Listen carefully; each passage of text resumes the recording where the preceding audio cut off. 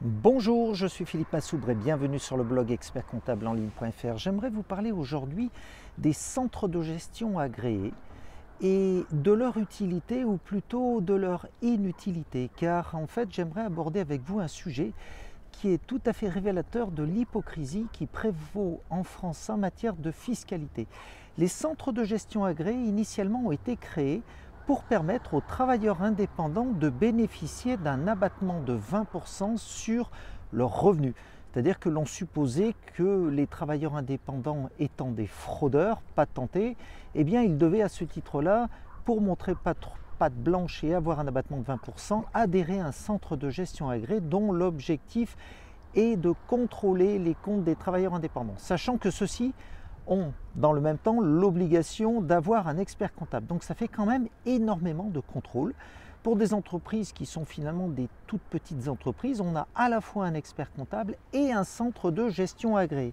Et puis est arrivée la suppression de cet abattement, c'est-à-dire qu'une loi de finances qui il y a quelques années a supprimé l'abattement de 20% auquel avaient droit les travailleurs indépendants. Donc là, c'est posé une question. Et cette question est restée complètement secrète. Il y a eu des tractations entre les fédérations de centres de gestion agréés et Bercy, donc le fisc et les pouvoirs publics, parce que bien évidemment la suppression de l'abattement de 20% voulait dire la suppression des centres de gestion agréés. Eh bien figurez-vous qu'il a été inventé un truc diabolique, c'est-à-dire la majoration des revenus. C'est-à-dire que si un travailleur indépendant n'adhère pas à un centre de gestion agréé, ses revenus sont majorés. On est à peu près le seul pays au monde à appliquer des majorations sur un revenu déclaré dans les règles et certifié par un expert comptable. C'est-à-dire que, pour vous la faire simple, si un travailleur indépendant gagne 20 000 € de revenus par an, eh bien s'il n'adhère pas à un centre de gestion agréé, on majore ses revenus d'un quart. C'est-à-dire, dans le cas que je citais, 20 000 plus 5 000 égale 25 000 €. Donc les travailleurs indépendants sont par définition des gens qui doivent payer de l'impôt et des charges sociales sur un revenu supérieur de 25% à leur base réelle, sauf s'ils adhèrent à un centre de gestion. Et ainsi, on avait sauvé les centres de gestion agréés. Voilà comment l'hypocrisie gangrène la société française, et ça c'est un exemple parmi tant d'autres. Mais tout ça pour dire qu'aujourd'hui, alors en 2018, depuis peu, les centres de gestion se voient remis en question par Bercy à nouveau, en leur disant mais finalement à quoi vous servez? Et là, un pacte est passé, un pacte entre les dirigeants des centres de gestion agréés et les dirigeants de ce pays, le fisc notamment, de super contrôler tous les travailleurs indépendants, toutes les petites entreprises qui depuis peu, on va dire depuis courant 2017, se voient notifier des demandes qui sont extrêmement détaillées. Et alors ces demandes sont adressées à l'expert comptable qui bien évidemment est en première ligne. Alors on demande en fait de produire les contrôles TVA, on demande de produire les fichiers d'écriture comptable, on demande de produire tout un tas de documents qui en fait sont déterminés, élaborés par l'expert comptable. Et en fait cela est complètement hypocrite, car l'expert comptable est lui-même assermenté.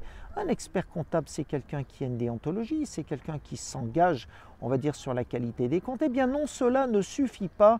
Les centres de gestion agréés mènent une offensive sans aucune commune mesure avec ce qui avait pu se passer précédemment, dans le passé, et donc demande à l'expert comptable tout un tas de détails qui sont complètement redondants avec la mission de l'expert comptable. Donc on en arrive en fait à une situation où en fait, les centres de gestion ne servent plus à rien.